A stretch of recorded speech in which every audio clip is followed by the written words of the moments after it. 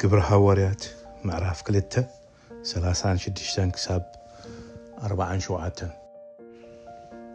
በአርሲ አምላኽ ነዚ ንስኻትኩም ሰቐልኩምዎ ኢየሱስ ንዕኡ ጎይታን ክርስቶስን ከም ዝገበሮ ብዘላ ቤት እስራኤል ብርግጽ ትፍለጥ። ሽዑ እዚ ምስ ሰምዑ ልቦም ተወግአሞ ንጴጥሮስን ነቶም ካልኦት ሐዋርያትን ኣቱም ኣሕዋትና እንታይ ንግበር በልዎም። ጴጥሮስ ከዓ እቲ ተስፋ ንዓኻትኩም እንደቅኹምን ነቶም ኣብ ርሑቕ ዘለዉ ኩሎም እግዚአብሔር ኣምላኽና ዝጽውዕዎም ዘበለውን እዩ ተዋሃቦሞ ተነስሑ ነፍሲ ወከፍኩም ከዓ ብስም ኢየሱስ ክርስቶስ ንሕድገት ሓጢአት ይጠመቕ ህያብ መንፈስ ቅዱስ እውን ክትቅበሉ ኢኹም በሎ።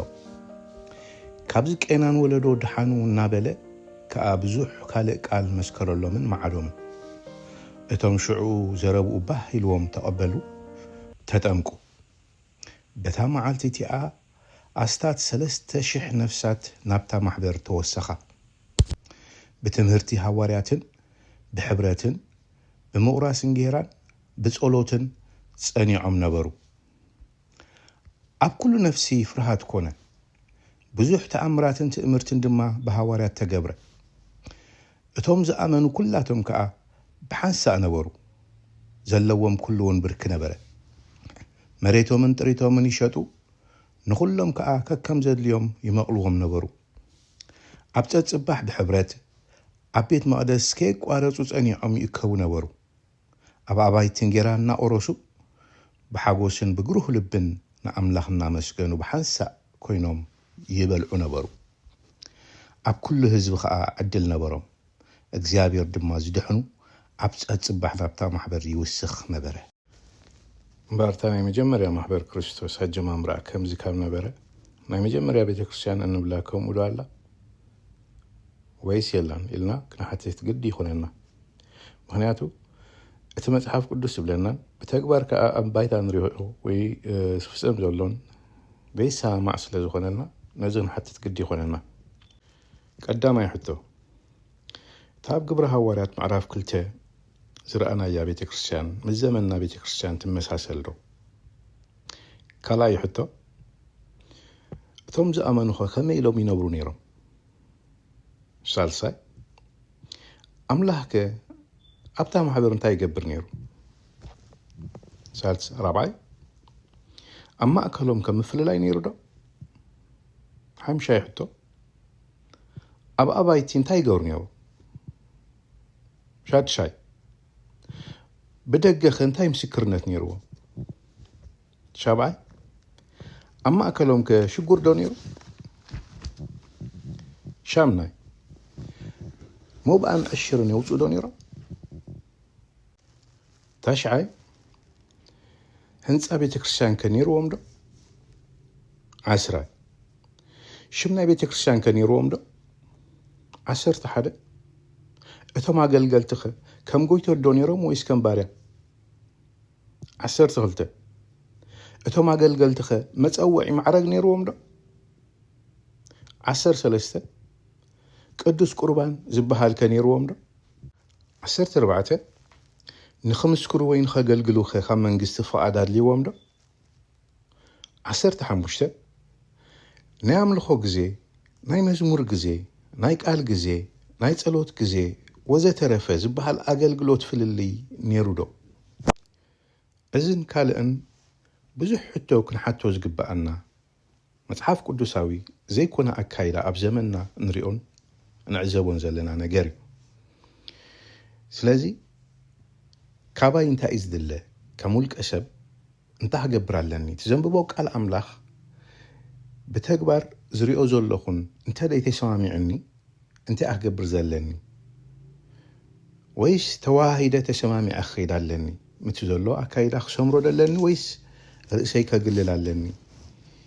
እንታይ ክገብር ዘለኒ? ቃል ኣምላኽ እንታይ ይብል ብዛዕባኡ? ንሓቂ ክትፈልጥዋ ተሓቂ ድማ ሓራ ከተውፅኣኩም እያ ይብል ቃል ኣምላኽ። ስለዚ ንሓቂ ፈሊጥና ነቲ ሓቂ ክንገብሮ ህይወትና እንተ ደኣ ዘይወፊና ብተግባር ድማ ክንነብረሉ እንድሕር ዘይክእልና ነብሮ ዘለና ናብራ ክርስትና ኣይኮነን። ሃይማኖት ኮይኑና ከምቲ ካልኦት ኩሉ ሃይማኖት ደው ኢሉ ዘሎ ከምኡውን ኮይንና ተቆፂርና መወዳእቱ ነቲ ኣምላኽ ዘዳልወልና ተስፋ ዘይክንወርስ ንኽእል ኢና። ስለዚ ናብቲ ዝነበረ ናይ ሓዋርያትን ናይ ነቢያትን ኣጀማምራ ቤተክርስትያን ከምቲ ተመደበላ ከምቲ ኣምላኽ ዝመደቦ ከምኡ ኮይና ክትመላለስ ይግባእ። ስለዚ እዚ ዝሰማዕናዮ መልእኽቲ ሓቂ ኢልና ተሰማሚዕና እንተደኣ ኮይና እዛ ሓፂር ጸሎት እዚ ክጽሊ ደስ ይብለኒ። ጎይታ ኢየሱስ ርዳእና፣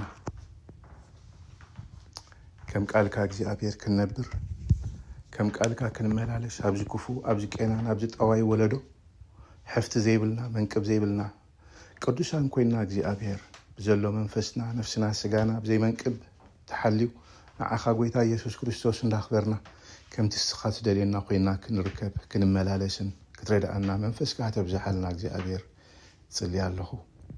ንኩሎም ነዚ መልእኽቲ ዝሰምዑ ዘበሉ ኩሎም ክስኻ እግዚኣብሔር ስኻ ትበፅሖም መንፈስካ ዕንቲ ልቦንኦም ከተብርህ እግዚኣብሔርና ብሓቂ ዘበለ ኩሉ ክትመርሖም ብኢየሱስ ክርስቶስ ስም ከም ቃልካ እግዚኣብሔር ናብ ቃልካ እግዚኣብሔር ከተዘንብሎም ንቃልካ ክገብሩ እግዚኣብሔር ክነብሩሉ ሓይሊ ክትኾኖም ጸጋኻን ሓይልኻን መንፈስካን ከተዕጥቖም ብኢየሱስ ስም ጽልያ ኣለኹ። ጎይታ ኢየሱስ ማራናታ ቀልጢፍካ ትመጽእ ጎይታ ስኻ እሞ እግዚኣብሔር ከምቲ ስኻ ትደልየና ኮይና ንርከብ እግዚኣብሔር በኢየሱስ ክርስቶስ ስም ርዳእና ኢየሱስ እንሆ ከም ቃልካ ከይንነብር ከም ቃልካ ከይንመላለስ ዝገብረና ዘበለ ኩሉ ናይ ኣጋንንቲ ምኽሪ ውድድን ፍሕሶን ናይ ዲያብሎስ ብኢየሱስ ክርስቶስ ስም ንቃወም ኣለና። እግዚአብሔር ከምቲ ስኻ ትደልየና ኮይና ከይንነብር ዝዋጋኣና ዘበለ ኩሉ ናይ ሰይጣን ምኽሪ ብኢየሱስ ክርስቶስ ስም ይፍሸል። ጎይታ ኢየሱስ ጥራሕ ንስኻ ብሂወትና ክበር ገበልቲ ቃል ክንከውን ሰማዕቲ ጥራሕ ከይንኸውን ጎይታ ርዳእና። ካብዚ ክፉእ ካብዚ ቄናን ካብዚ ጠዋይ ካብዚ ዘማዊ ወለዶ እግዚአብሔር ኣድሕነና። ከተድሕነና እሙን ኢኻ መስቀል ሞይትካ ዋጋ ዝኸፈልካ ኢየሱስ ንኸንቱ ይኮነን። ጎይታ ኢየሱስ ርዳእና። ካባና ዝኾነ ሓንቲ እኳ የልቦን ኣይባ ሓይልን ኣይብ ክእለትን ጎይታ ኢየሱስ መንፈስካ ዳኢሞ መንፈስካ ብዝሓልና መንፈስካ እንጸምኦ ኣለና ጎይታ በኢየሱስ ክርስቶስ ስም ርዳእና አሜን።